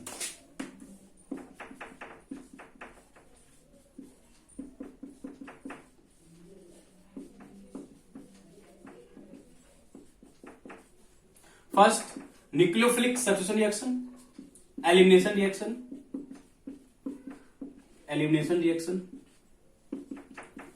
reaction with metal, and fourth one is reduction. Nucleophilic substitution, elimination, reaction with metal and reduction, reaction with metal and reduction. तो first and second most important है। Third और fourth हम ऐसे ही निकाल देंगे 10 minute के अंदर, ठीक है। 10 मिनट के अंदर हम निकाल देंगे थर्ड और फोर्थ को, ठीक है। Most important is first one and second one. तब इस पे एक क्लास फर्स्ट पे लगेगा, एक क्लास कंप्लीट सेकेंड पे लगेगा, एक क्लास कंप्लीट फर्स्ट पे लगेगा, एक क्लास कंप्लीट सेकेंड पे लगेगा, ठीक है। तो हम स्टार्ट करते हैं from nucleophilic substitution reaction, from nucleophilic substitution reaction. बच्चे चीजों को समझना, इसका जो मेन पार्ट है वो नेक्स्ट क्लास में होगा। आज हम इसके बेसिक्स पे डिस्कस करेंगे। एंड हम लोग ऑलरेडी बच्चे व्हाट इज न्यूक्लियोफिलिसिटी हम लोग पढ़ चुके हैं कि अच्छा न्यूक्लियोफाइल कौन होगा, वीक न्यूक्लियोफाइल कौन होगा, एक अच्छा बेस कौन होगा, एक वीक बेस कौन होगा। हम इस चीज के बारे में ऑलरेडी डिस्कशन कर चुके हैं in nucleophilicity and basicity before starting the chapter. Before starting chapter हम लोग इस चीज के बारे में इलेक्ट्रोफाइल क्या होता है, न्यूक्लियोफाइल क्या होता है, एक अच्छा बेटर न्यूक्लियोफाइल क्या होता है, एक वीक न्यूक्लियोफाइल क्या होता है, ऑलरेडी हम लोग ऑलरेडी इन चीजों के बारे में डिस्कशन किए हुए हैं। ओके, हम लोग इस चीज के बारे में ऑलरेडी डिस्कशन कर लिए, तो आई थिंक यहां पे डिस्कशन करने की कोई रिक्वायरमेंट मेरे को नहीं है, ठीक है। तो ओके बच्चे, तो फर्स्ट की तो बच्चे कोई भी है ना, जैसे हम लोग बात किए RX की, तो CH3X कोई भी है X की बात की, ठीक है। तो नाम क्या है बच्चे, न्यूक्लियोफिलिक सब्स्टिट्यूशन। तो लग रहा है ना कि न्यूक्लियोफाइल सब्स्टिट्यूट करेगा। न्यूक्लियोफाइल क्या करेगा, सब्स्टिट्यूट करेगा। किसको सब्स्टिट्यूट करेगा, जब तक वहां से कोई ग्रुप बाहर नहीं जाएगा तब तक तो वो सब्स्टिट्यूट नहीं कर सकता ना। जब तक वहां से कोई ग्रुप बाहर नहीं जाएगा तब तक वो उसको सब्स्टिट्यूट नहीं कर सकता है। तो हम यहां पे पहले लिखे कि यहां पे कोई न्यूक्लियोफाइल होगा। अब किसी के माइंड में आएगा सर न्यूक्लियोफाइल हमेशा नेगेटिव थोड़ी होता है, लोन पे हो सकता है। हम लोन पेयर की बात करेंगे, अभी हम बात करें न्यूक्लियोफाइल, वैसे कोई रैंडम न्यूक्लियोफाइल है, ठीक है। तो अच्छे मेरे को पता है यहाँ पे पार्शियल नेगेटिव होगा और यहाँ पार्शियल पॉजिटिव होगा because of polarity, because of polarity in RX bond, because of polarity in RX bond carbon positive होगा और X पे नेगेटिव होगा। तो अब आपको यहाँ पे दिख रहा है न्यूक्लियोफाइल, आपको दिख रहा है न्यूक्लियोफाइल। तो बच्चे देखने नहीं लग रहा है, टॉपिक का नाम nucleophile, nucleophilic substitution, nucleophilic substitution. तो देखने में क्या लग रहा है कि न्यूक्लियोफाइल आएगा और किसी एक ग्रुप को सब्स्टिट्यूट कर देगा, किसी एक ग्रुप को सब्स्टिट्यूट कर देगा, किसी एक ग्रुप को सब्स्टिट्यूट कर देगा। तो हमको देखने में क्या लग रहा है कि यहां से न्यूक्लियोफाइल आएगा और नेगेटिव है, इस पॉजिटिव पार्ट पे अटैक करेगा और इस ग्रुप को बाहर निकाल देगा। तो न्यूक्लियोफाइल नेगेटिव था तो पॉजिटिव सेंटर पे अटैक करेगा, पॉजिटिव सेंटर पे अटैक करेगा और एक्स को यहां से रिमूव करेगा, और एक्स को यहां से रिमूव करेगा। जब रिमूव करेगा तो मेरे पास जो कंडीशन बनेगा वो NU और जो एक्स नेगेटिव बाहर जाएगा। देखो तो एक्स नेगेटिव क्या होगा, बाहर जाएगा। देखो तो ठीक बच्चे, देखो यहां पे आराम से ओके बच्चे। तो क्या है ना, लग रहा है कि यहाँ पे कोई न्यूक्लियोफाइल है, कोई नेगेटिव चार्ज है, नेगेटिव चार्ज आके यहाँ पे अटैक किया और एक्स को बाहर कर दिया। अब बच्चे the main fact is that कि ये जो पार्ट बाहर निकल रहा है ना, ये जो पार्ट बाहर निकल रहा है, ये अब ये एक्ट कर रहा है एज ए लिविंग ग्रुप। बोलो बच्चे, ये कैसे एक्ट कर रहा है? As a living group, live कर रहा है ना। मतलब देखो सब्स्टिट्यूट करना, क्या बोले कि न्यूक्लियोफाइल आया और वहां से उसने किसी को सब्स्टिट्यूट किया। न्यूक्लियोफाइल आया और वहां से क्या किसी को सब्स्टिट्यूट किया। तो किसको करेगा सब्स्टिट्यूट? जो वहां से लीव करेगा उसी करेगा। ऐसा नहीं कि किसी को भी आके कर सकता है, ऐसा नहीं होता है। मतलब हर चीज मतलब एक प्रॉपर सिस्टमैटिक ऑर्डर में चलना होता है। ठीक है, तो मैंने क्या बोला कि न्यूक्लियोफाइल का आना और एक ग्रुप का बाहर निकलना। जिन दो ग्रुप बाहर निकल रहा है, दे आर लिविंग ग्रुप। बच्चे कॉमन सेंस की बात ये बोलती है कि जो पार्ट आपका यहां बना है, ये न्यूक्लियोफाइल, ये आपका एक स्टेबल न्यूक्लियोफाइल, एक स्टेबल अनायन होना चाहिए। तो ऐसा तो नहीं है ना कोई भी आएगा और किसी को बाहर निकाल देगा। मतलब आउट ऑफ कॉन्ट्रैक्ट हो जाता है ना कि ऐसा तो हमेशा ये अब कोई भी आएगा किसी को बाहर निकाल देगा, ऐसा नहीं होता ना। क्लास में बैठे हो कि सपोज है ना, क्लास में 10 बच्चे का जगह है और 10 बच्चे ऑलरेडी बैठा हुआ पहले से। ठीक है, 11 बच्चा आया क्लास में। ठीक है, ऐसा नहीं है क्यों किसी को बाहर निकाल देगा। हाँ, अब कब बाहर निकालेगा? जब उस 10 में से कोई एक बच्चा वीकर होगा, मतलब वीक होगा कि आना कोई जो आ रहा है वो शक्तिशाली एकदम बॉडी बिल्डर आया, तो चलो बाहर निकल, बाहर लगा दिया उसको। बट जो 10 बच्चा पहले से बैठा हुआ है और जो आ रहा है वो बच्चा मतलब वीक एकदम, उसके पास इतना पावरफुल नहीं है कि वो बाहर निकाल सकता है, तो मतलब नहीं होगा रिएक्शन। इट मीन्स जिसको आप यहां से लीव करा रहे हो, they are good living group, good living group कहने का बच्चे मतलब यह है कि जो यहां पे बनेगा ये स्टेबल होना चाहिए, स्टेबल अनायन फॉर्म होना चाहिए। यहां बच्चे स्टेबल अनायन फॉर्म होना चाहिए। ऐसा नहीं है कि कोई भी आएगा और किसी को भी बाहर निकाल देगा। मतलब न्यूक्लियोफाइल सब्स्टिट्यूशन रिएक्शन कराना है मेरे को, न्यूक्लियोफाइल सब्स्टिट्यूशन रिएक्शन कराना है। तो इस केस में आपके पास जो न्यूक्लियोफाइल होना चाहिए वो एक अच्छा न्यूक्लियोफाइल होना चाहिए। न्यूक्लियोफाइल एक बेटर न्यूक्लियोफाइल होना चाहिए। और जो ग्रुप वहां से बाहर जा रहा है, जिसको कि आप सब्स्टिट्यूट कर रहे हो, वो एक गुड लिविंग ग्रुप होना चाहिए। ये बात मुद्दे की बात यही बच्चे ना। फिर हम first of all leaving group के बारे में स्टडी करेंगे, फिर हम न्यूक्लियोफाइल को स्टडी करेंगे, फिर हम इस पार्ट को है ना सेपरेट करेंगे, अलग अलग करेंगे अलग तरीके से।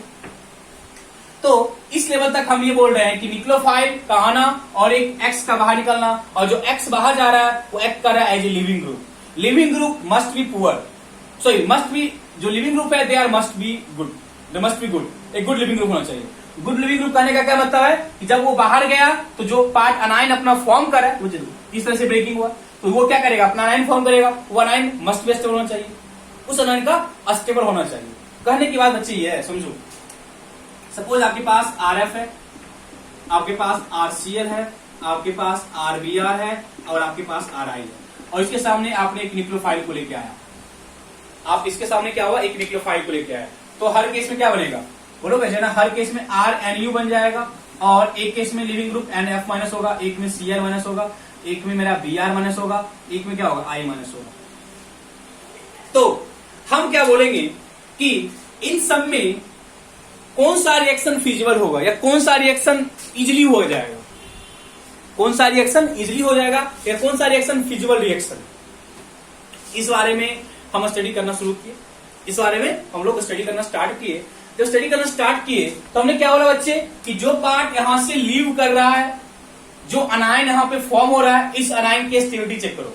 जो मोस्ट स्टेबल होगा वो बाहर जाना चाहेगा, और जो मोस्ट स्टेबल नहीं होगा वो बाहर जाना नहीं चाहेगा, हाँ या ना वो जल्दी से। जब तक कोई चीज स्टेबल नहीं होगा वो क्यों बाहर जाएगा, बाहर जाके वो स्टेबल नहीं हो रहा है क्यों बाहर जाएगा। तो बच्चे ना देखते हो ना अपना आराम सिंपल सा अपने है ना, चलो सपोज आप 4 फ्रेंड हो, आप 4 फ्रेंड हो और है ना सपोज अपना आपका जो अर्निंग का सोर्स है डिफरेंट आप कंबाइंड वर्क कर रहे हो, अभी इनिशियली कंबाइंड वर्क कर रहे हो। ठीक है, सपोज हुआ क्या ना, चौथे बंदे के पास ज्यादा रुपया हो गया।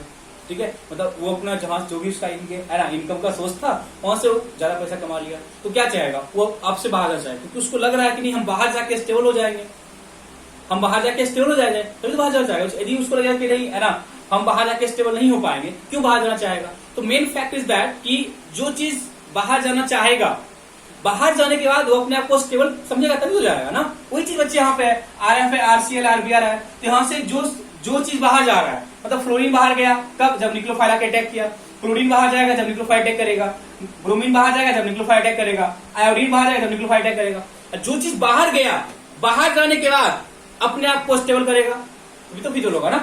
तो बच्चे यदि हम इन सब के स्टेबिलिटी की बात किए, यदि हम इन सारों के स्टेबिलिटी की बात किए, तो हम लोग फिर से अगेन VCD को सट जाएंगे कि एक ही ग्रुप का है, तो एटम एक ही ग्रुप का है, एंड ग्रुप में बच्चे हम क्या चेक करते हैं? Stability through the size, more size less VCD more stability. अच्छा, इस पे हम डिस्कशन कर चुके हैं ऑलरेडी। तो आप देखोगे बच्चे इसका साइज ज्यादा है, इस बड़े साइज पे नेगेटिव चार्ज इजिली एकोमोडेट कर सकता है, बट स्मॉलर साइज पे नेगेटिव चार्ज इजिली एकोमोडेट नहीं कर सकता है। चार्ज यहाँ पे चार्ज की जो डेंसिटी है ना वो ज्यादा है, और इस केस में जो चार्ज की डेंसिटी है ना वो कम है। चार्ज डेंसिटी की बारे में बात कर रहे हैं ना। यहाँ पे चार्ज डेंसिटी क्या है? मोर है, यहाँ पे क्या है? लेस है। More charge density, less charge density.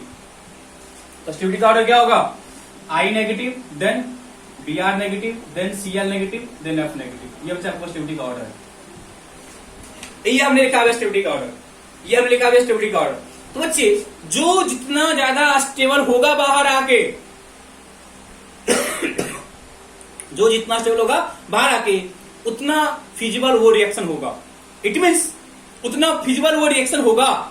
कहने का बच्चे ये भी मतलब हुआ ना, वो उतना बेटर लिविंग ग्रुप होगा। कहने का बच्चे ये भी मतलब हुआ ना, वो एक उतना बेटर क्या होगा? लिविंग ग्रुप होगा। तो यदि हम मुद्दे की बात करें कि जो लिविंग ग्रुप का ऑर्डर क्या होगा, लिविंग ग्रुप का ऑर्डर क्या होगा? लिविंग ग्रुप बच्चे I माइनस अच्छा लिविंग ग्रुप होगा, then Br minus, then Cl minus, then F minus. मतलब हैलाइड के रिएक्शन में लिविंग ग्रुप का ऑर्डर ये होगा। चेक करो, हैलाइड के रिएक्शन में लिविंग ग्रुप का ऑर्डर ये होगा। इट मींस सबसे बेस्ट लिविंग ग्रुप ये है, एंड ये सबसे पुअर लिविंग ग्रुप है। तो इतना जो कुछ हम बोले, ये चीज आए समझ में। साइंटिफिक केमिस्ट्री का लैंग्वेज है कि जो चीज बाहर गया वो अपने आप को स्टेबल करेगा। जो जितना स्टेबल होगा वो उतना इजी बाहर जाना चाहेगा, और जो जितना इजी बाहर जाना चाहेगा वो उतना अच्छा लिविंग ग्रुप होगा।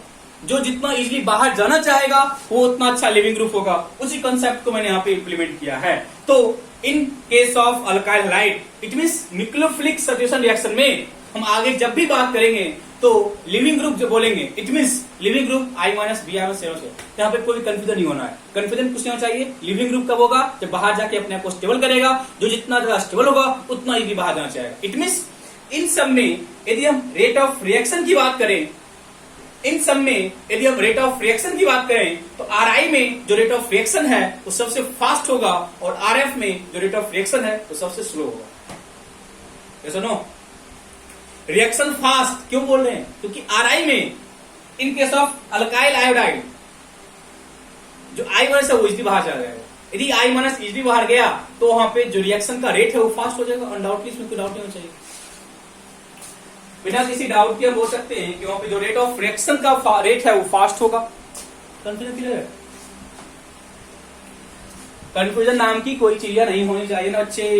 चलो, तो ये मेरा हो गया लिविंग ग्रुप के बारे में बात की। इट मींस जब कभी भी न्यूक्लियोफिलिक सब्स्टिट्यूशन रिएक्शन होगा तो वहां पे लिविंग ग्रुप बाहर जाएगा, और लिविंग ग्रुप अभी हम हेलोलिकेन कर रहे हैं तो लिविंग ग्रुप का ऑर्डर ये होगा। ये चीज समझ।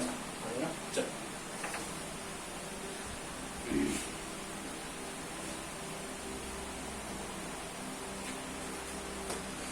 बच्चे अब न्यूक्लियोफाइल,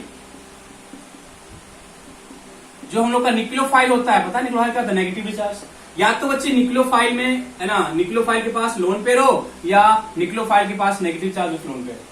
तो नेगेटिव चार्ज समझ लो, न्यूक्लियोफाइल जो है उसके पास नेगेटिव चार्ज है, या जो न्यूक्लियोफाइल उसके पास क्या है? लोन पेयर है। जो न्यूक्लियोफाइल उसके पास क्या है? लोन पेयर है। या न्यूक्लियोफाइल के पास क्या है? नेगेटिव चार्ज है। ओके, चलो तो बच्चे यदि न्यूक्लियोफाइल के पास ये है तो रिएक्शन कैसे कराओगे? कोई दिक्कत नहीं बच्चे। सिंपली क्या बोले, न्यूक्लियोफाइल है, इसके पास लोन पेयर है, और आपके पास आगे Rx है। Rx है, ठीक है। तो क्या बोलोगे बच्चे, बोलोगे ना यहाँ पे ये यहाँ पे अटैक करेगा और इसको बाहर जाएगा, लिविंग ग्रुप है बाहर निकल जाएगा। ठीक है, लिविंग ग्रुप है बाहर निकल जाएगा।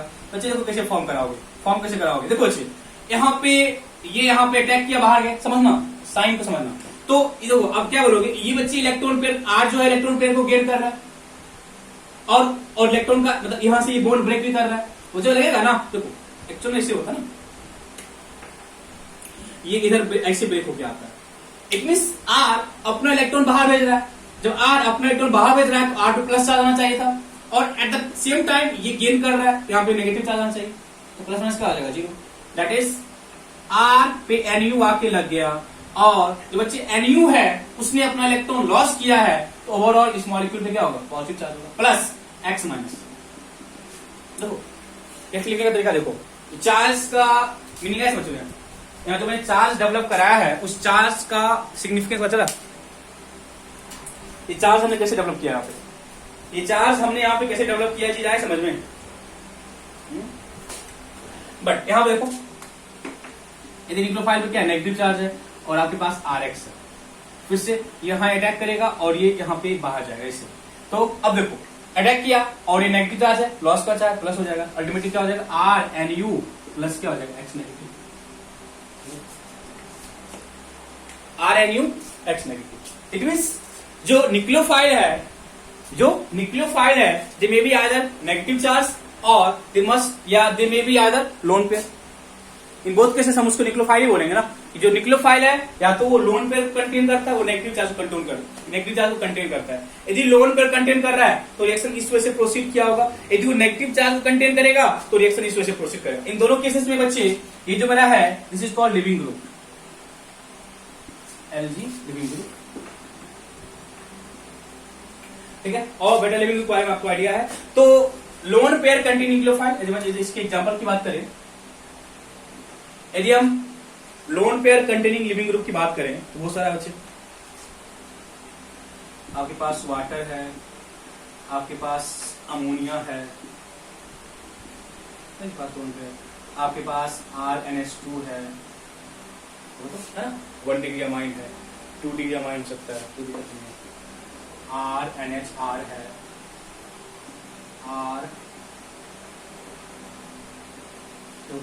यहाँ पे हर एक में क्या है, जो न्यूक्लियोफाइल के पास क्या है, नेगेटिव चार्ज है, जो न्यूक्लियोफाइल आपको दिख रहा है उसके पास क्या है, नेगेटिव चार्ज है, कोई दिक्कत नहीं है। एंड इसके साथ जब एग्जांपल की बात करें तो आपके पास OH नेगेटिव है, RO नेगेटिव है, Cn नेगेटिव है, ठीक है, SH नेगेटिव है, ठीक है, RCOO नेगेटिव है, ठीक है, C नेगेटिव है। सो मतलब बहुत सारे न्यूक्लियोफाइल है, आप किसी के थ्रू जा सकते हो।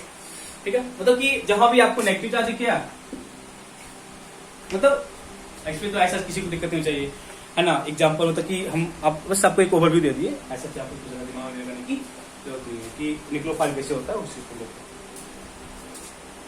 इतने बच्चे मुद्दे की बात यह है ना कि यदि आप इस रिएक्शन में न्यूक्लियोफिलिक सब्स्टिट्यूशन रिएक्शन में यदि आपने ये डिसाइड कर लिया कि कौन सा नेगेटिव चार्ज है, मतलब कि जो अटैकिंग साइड है उस अटैकिंग साइड में कौन सा नेगेटिव चार्ज है, तो आप रिएक्शंस को इजीली प्रोसीड कर सकते हो। मतलब नेगेटिव चार्ज देखिए उसका अटैक कराओ, एक्स को बाहर निकाल दो, ठीक है, एक्स को बाहर निकाल दो। तो हम आपको ना एक समराइज करके रिएक्शन लिखा रहे हैं, ठीक है। तो यहां तक किसी को डाउट नहीं है ना?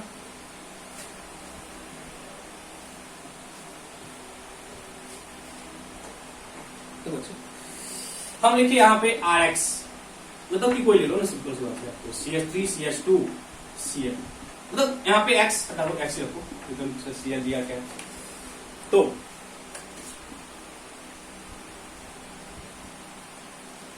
देखो सिंपल सर, ये बच्चे हमने यहाँ पे लिखा एक्वस KOH, एक्वस KOH लिखा, एक्वस KOH है, मतलब क्या होगा यहाँ पे, कैसे ब्रेक करेगा ये, K पॉजिटिव और क्या होगा OH नेगेटिव ब्रेक करेगा, K पॉजिटिव और OH नेगेटिव ब्रेक करेगा। तो आप न्यूक्लियोफाइल कौन हो गया, OH नेगेटिव हुआ न्यूक्लियोफाइल। OH नेगेटिव क्या करेगा, यहाँ बच्चे अटैक करेगा ना और X को बाहर निकालेगा, प्रोडक्ट क्या बनेगा, CH3 CH2OH, और बच्चे X नेगेटिव बाहर गया वो K प्लस के साथ कंबाइन होगा और क्या फॉर्म करेगा, KX फॉर्म कर लेगा। देखो तो बच्चे वही चीज हो रहा है ना, हो तो रहा वही चीज ना कि यहाँ से OH नेगेटिव देखने में क्या लग रहा है, ऐसे होगा ना, यहाँ पे OH नेगेटिव है तो ये आके यहाँ पे अटैक किया होगा और X को बाहर किया होगा, तो आके अटैक किया तो OH लग गया, नेगेटिव था तो हम क्या बोले कोई प्लस चार्ज वहां पे डेवलप आपको नहीं कराना है, और एक X बाहर चला गया। देखो जल्दी से चेक किए, कोई दिक्कत है बच्चे? ये एक्वस के साथ है, ठीक है। नेक्स्ट विथ RONA, ठीक है, क्या बोलोगे? RO नेगेटिव और Na पॉजिटिव बोलोगे ना, RO नेगेटिव है और क्या Na पॉजिटिव है, तो RO नेगेटिव है और क्या Na पॉजिटिव है, तो यहाँ पे मेरे को क्या फॉर्म हुआ, अल्कोहल फॉर्म हुआ। देखो ना मेरे पास क्या अल्काइल लाइट था, मेरे पास था क्या अल्काइल लाइट, और हम फॉर्म क्या कर रहे, अल्कोहल फॉर्म कर रहे। मेरे पास क्या था अल्काइल लाइट था और हम फॉर्म क्या कर रहे, अल्कोहल फॉर्म करा रहे हैं। तो यहाँ पर देखो RO नेगेटिव है, RO नेगेटिव है ना, अटैक करेगा, X बाहर जाएगा, क्या बनेगा देखो तो CH3 CH2O और R। अच्छा देखो ईथर फॉर्म हो रहा है,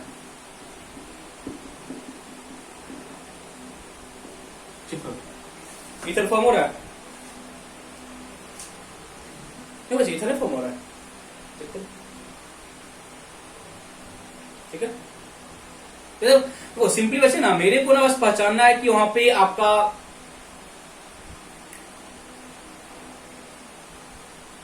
वहां पे आपका न्यूक्लियोफाइल क्या है, बात कुछ नहीं है, वहां पे हम लोग के पास न्यूक्लियोफाइल क्या है, बस आपको ये पहचानना है, ठीक है।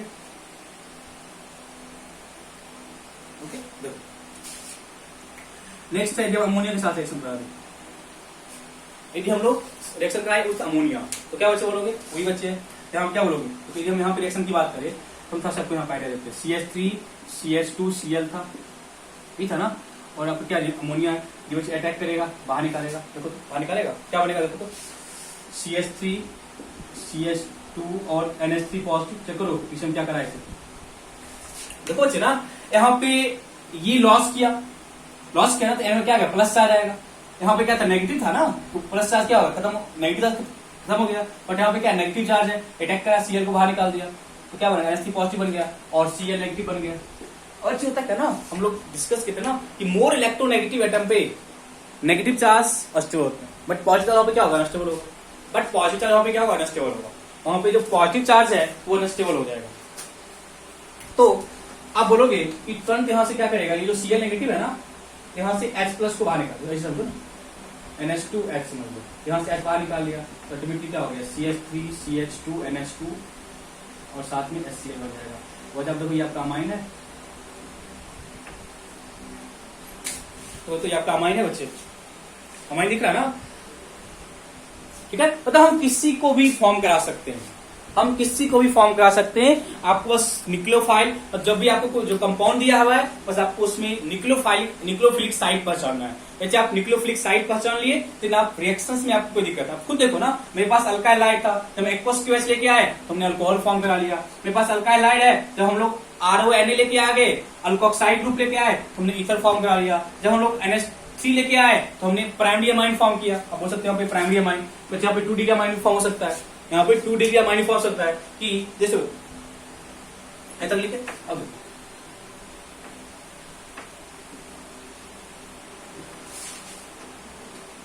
देखो सपोज यहाँ पे CH3 CH2 Cl है और यहाँ पे आपने RNH2 लेके आ गया, उसी में आगे बढ़ते जाना, ठीक है। यहाँ पे देखो यहाँ पे लोन पे है, अटैक करेगा, इसको बाहर कर देगा, अटैक किया तो क्या लिखोगे CH3 CH2, अटैक कौन किया N प्लस आ जाएगा, आएगा बच्चे ना, और यहाँ पे NH2 पॉजिटिव होगा और इससे क्या लगा हुआ R लगा हुआ, देखो तो ना लॉस किया NH2 पॉजिटिव R लगा हुआ है और बाहर कौन जाएगा Cl नेगेटिव, फिर से बच्चे क्या बोले N पे प्लस चार्ज अनस्टेबल होता है।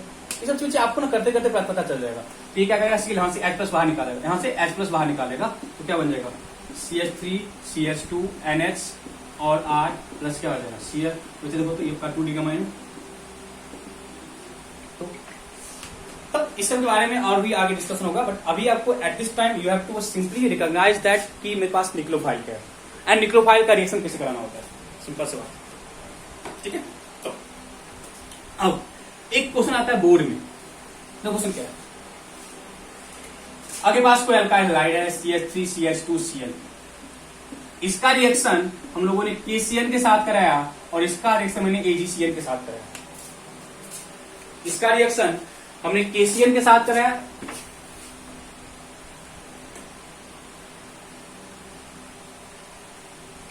देखो CH3Cl है। इसका रिएक्शन एक बार बच्चे KCN के साथ हुआ और इसका रिएक्शन बच्चे एक बार AgCN के साथ हुआ। इसका रिएक्शन AgCN के साथ हुआ, इसका रिएक्शन KCN के साथ हुआ। दोनों केस में जो बच्चे मेरे को प्रोडक्ट मिलता है वो प्रोडक्ट डिफरेंट होता है। प्रोडक्ट डिफरेंट क्यों होता है, इस चीज को हम पहले अब एक्सप्लेन करने वाले हैं। बहुत इंपॉर्टेंट रिएक्शन है,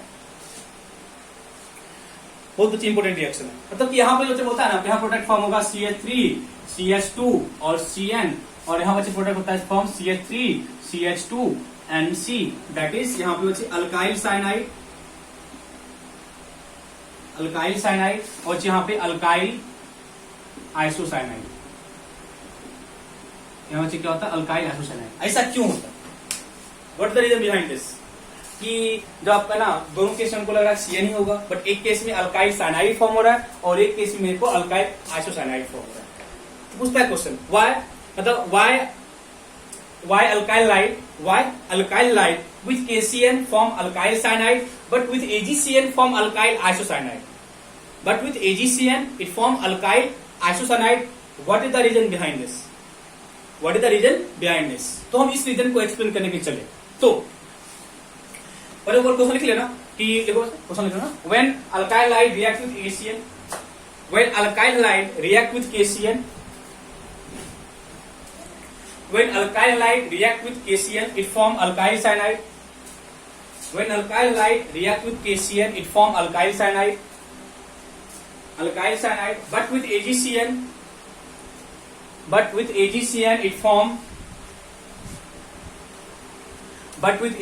it form alkyl isocyanide, but with AgCN it form alkyl isocyanide, but with AgCN it form alkyl isocyanide। Why? तो बच्चे दोनों को हम एक्सप्लेन करेंगे। आप चीजों को समझना, आप अपने आप एक्सप्लेन कर सकते हो, कोई दिक्कत नहीं है। समझो, फर्स्ट ऑफ ऑल इसके KCN एक आयनिक कंपाउंड है, K पॉजिटिव और CN नेगेटिव। देखो फर्स्ट ऑफ ऑल मैंने क्या बोला कि जो KCN है वो एक आयनिक कंपाउंड है। KCN क्या है, एक आयनिक कंपाउंड है, ठीक है, और वो इस तरह से ब्रेक कर गया, इस तरह से क्या बच्चे ब्रेक किया, ठीक है। बट मतलब ये क्या है, ये आयनिक कंपाउंड है। बट बच्चे AgCN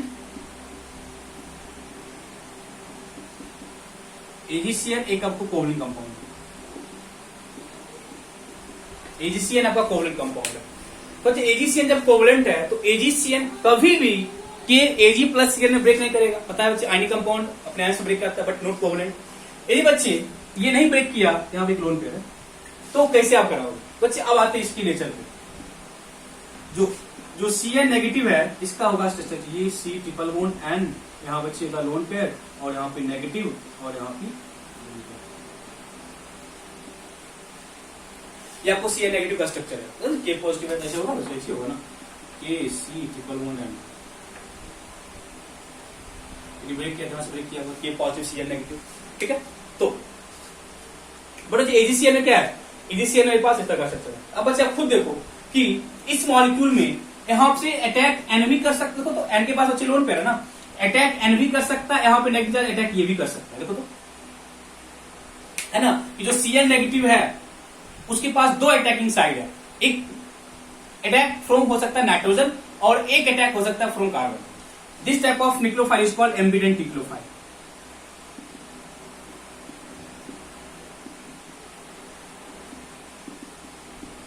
This is called ambident nucleophile. It means attack either from carbon side or from nitrogen side. It means इसके पास दो अटैकेबल साइड है, इसके पास दो अटैकेबल साइड है और अटैक कहीं से भी कर सकता है। बट हमको पता करना है कि अटैक कहां से फिजिबल होगा। अब बच्चे कॉमन सेंस की बात है, तो फर्स्ट ऑफ ऑल क्या लिखिए, KCN एक आयनिक कंपाउंड था, it breaks into K positive CN negative and CN negative is a ambident nucleophile. It means in this type of nucleophile attack is from either side. तो बच्चे आप खुद common sense लगाओ, यदि attack carbon से side से होगा तो बॉन्ड किसके साथ बनेगा, कार्बन और कार्बन का बॉन्ड बनेगा ना। बट यदि अटैक इस वाले साइड से हुआ तो बॉन्ड किसके बीच बनेगा? कार्बन और नाइट्रोजन के बीच बनेगा। बट यदि अटैक एन वाले साइड से हुआ तो बॉन्ड किसके बीच बनेगा? कार्बन और नाइट्रोजन के बीच बनेगा। बट यदि अटैक कार्बन के साइड से हुआ तो बॉन्ड किसके बीच बनेगा? कार्बन और कार्बन का बॉन्ड बनेगा। तो इसके बच्चे हम क्या बोलते हैं कि जब RX हो और आपका CN नेगेटिव हो तो क्या बनेगा बच्चे? मेरे को RCN बन जाता है। अब इसको लिखा रहे, पहले आप लोगों इसको इस तरह से लिखोगे, रुक जाओगे। बट बच्चे AgCN क्या है? AgCN तो कोवलेंट है, तो हर हाल में अटैक कहां से होगा? एन के साइड से होगा। हर हाल में that is AgC triple bond N और आगे RX आ गया, तो अब क्या बोलो? हर हाल में अटैक यहां से होगा तो मेरे को RNC बन जाएगा।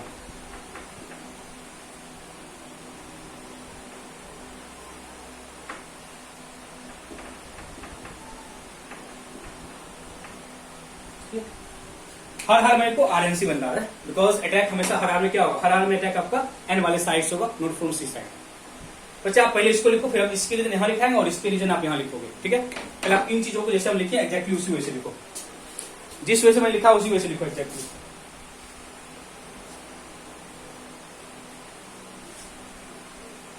इसको अच्छे तरीके से लिखो।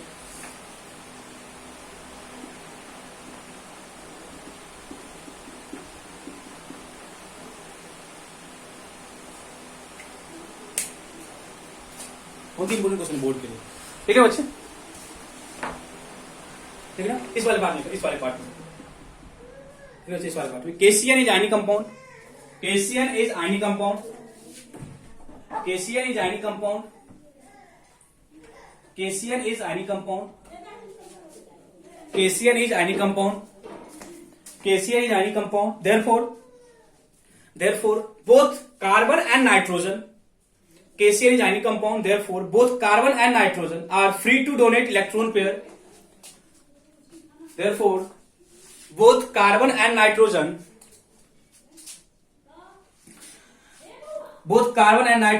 are free to donate electron pair, free to donate electron pair since carbon carbon bond is stronger than carbon nitrogen bond. ऐसे करना, since carbon carbon bond is stronger than carbon nitrogen, since carbon carbon bond is stronger than carbon nitrogen bond, therefore attack occurs mostly through carbon atom of the cyanide group. Therefore attack mostly occurs through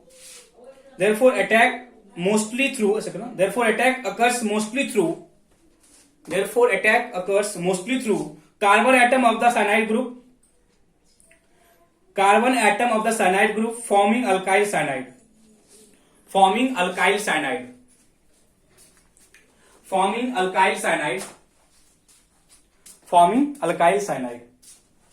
As the major product. Forming alkyl cyanide as the major product. ठीक है? Clear बच्चे? इसमें आ जाओ। But AgCN is a covalent compound. इसको लिखना। But AgCN is a covalent compound.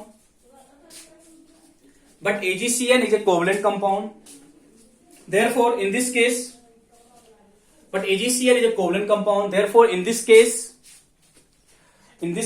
only nitrogen atom is free to donate electron pair. Therefore, in this case, only nitrogen atom is free to donate electron pair.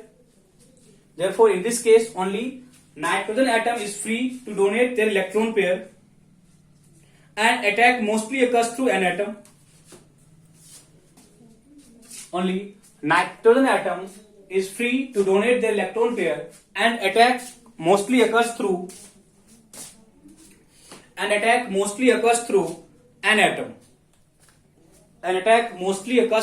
atom. Of the cyanide group. Attack through an atom of the cyanide group, and attack mostly occurs through an atom of the cyanide group, resulting in the formation of alkyl isocyanide.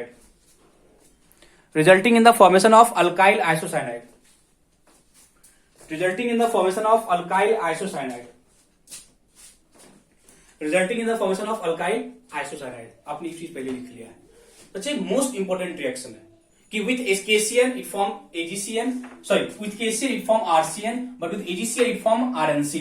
तो cyanide and isocyanide. Reason covalent, sorry ionic था, break किया, ambient है, attack कहीं से भी कर सकता है, बट यदि अटैक कार्बन वाले साइड से हुआ तो वो एक ना कार्बन कार्बन का बॉन्ड क्या होता है, स्ट्रॉन्ग होता है। ठीक है, तो बच्चे यहाँ पे ना एक और क्वेश्चन आता है बोर्ड में, उसको आप लोग खुद एक्सप्लेन करोगे, मैंने एक्सप्लेन करने वाला हूं।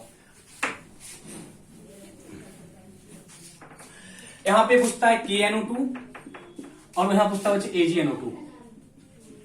ठीक है, तो KNO2 के साथ बच्चे फॉर्म होगा CH3CH2ONO। ठीक है, बट विथ AgNO2 फॉर्म होता है CH3CH2NO2। ठीक है, और पूछता क्या है कि विथ, है ना, with KNO2 it form alkyl nitrite, but इसके साथ नाइट्रो अल्केन, बट इसके साथ क्या हो रहा है, नाइट्रो अल्केन। व्हाई, मतलब क्वेश्चन क्या बोला कि विथ केस, है ना, when alkyl light react with KNO2 it form alkyl nitrite, ONO, ऐसे करो, अच्छे से बना दो, alkyl nitrite, but with AgNO2 it form nitro alkane. बच्चे सिंपल सा रीजन है, यहाँ पे यही होगा कि बच्चे यहाँ पे ये आयनिक है, जो KNO2 है ना, वो आयनिक है, वो क्या है, आयनिक है, तो इसे ब्रेक करेगा KNO2 plus NO2 minus, attack किया तो बच्चे, अटैक कहां से होगा, इस वाले साइड से हो जाएगा। ठीक है, बट AgNO2 क्या बच्चे, AgNO2 क्या है, एक कोवलेंट कंपाउंड है, और अटैक कहां से होगा, N वाले साइड से होगा। जो AgNO2 है क्या बच्चे, एक कोवलेंट कंपाउंड है,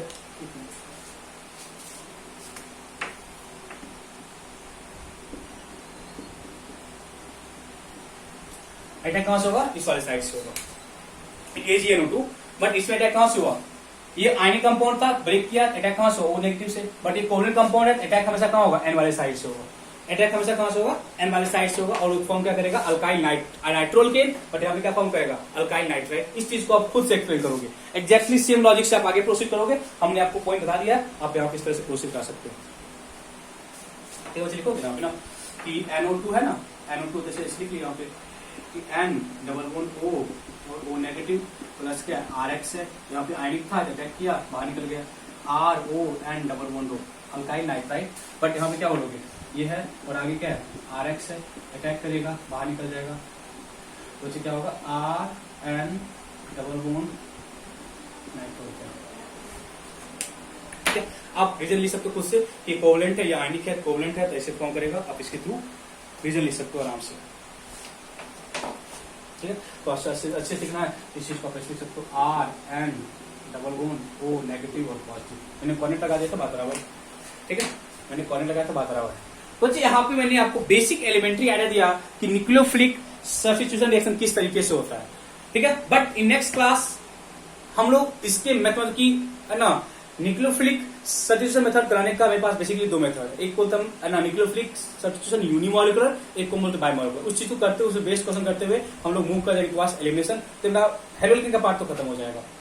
ठीक है, तो हम हेलो एरिन पे आएंगे, उसको हम डिस्कस करेंगे। ओके बच्चे, तो ये दो क्वेश्चन जो लास्ट में किए ना वो इंपॉर्टेंट है, बट हम इसको, है ना, मतलब कि जो है ना न्यूक्लियोफिलिक सब्स्टिट्यूशन है उसको किस तरीके से करते हैं उस चीज के बारे में डिस्कशन हम लोग नेक्स्ट क्लास में करेंगे।